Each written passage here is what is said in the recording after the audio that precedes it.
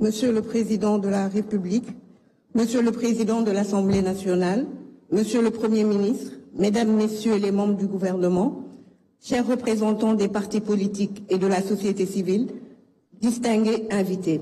Je prends la parole au nom du Parti démocratique sénégalais pour saluer l'organisation de ce dialogue national et surtout pour réaffirmer l'attachement constant de notre parti à la concertation, au consensus et à la recherche de solutions partagées. Le PDS, sous la conduite éclairée du président Abdoulaye Wade, a toujours placé le dialogue au cœur de son action politique. Nous avons participé à toutes les grandes séquences de concertation depuis plus de 5 décennies. Parce que nous croyons que l'avenir du Sénégal se bâtit dans l'échange, l'écoute et le respect mutuel. Aujourd'hui, nous saluons l'institutionnalisation de cette rencontre, mais nous tenons à souligner une exigence de fond. Dialoguer n'a de sens que si cela conduit à l'apaisement durable du climat politique et social. Il faut donc que ce dialogue dépasse les salles de conférence pour s'imprimer dans nos pratiques politiques quotidiennes. Nous devons réapprendre à nous parler avec respect, mesure et sens de l'intérêt général, y compris en dehors des périodes de crise. Une nation qui se parle dans l'invective ne peut faire face aux grands défis qui l'attendent. Justement, les défis sont nombreux. Le contexte économique est extrêmement préoccupant. Monsieur le Président de la République, vous avez rappelé récemment la faiblesse des marges de main-d'œuvre dont notre pays dispose. Le Sénégal connaît un endettement préoccupant, une croissance ralentie, une pression fiscale insoutenable et une jeunesse de plus en plus désabusée.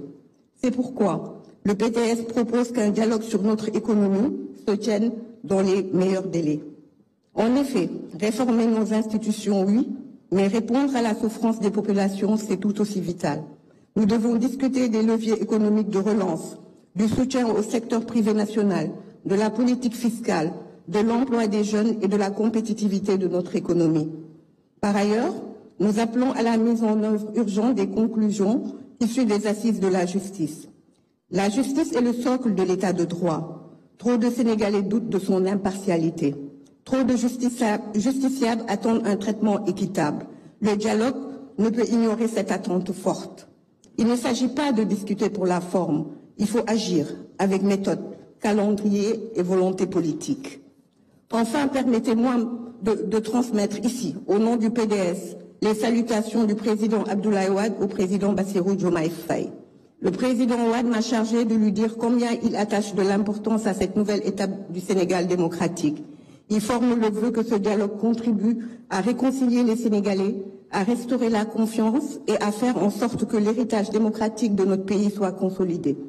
Le PDS, malgré les épreuves récentes, reste debout, fidèle à ses idéaux et déterminé à participer activement à toute initiative sincère visant à sortir notre pays de la crise.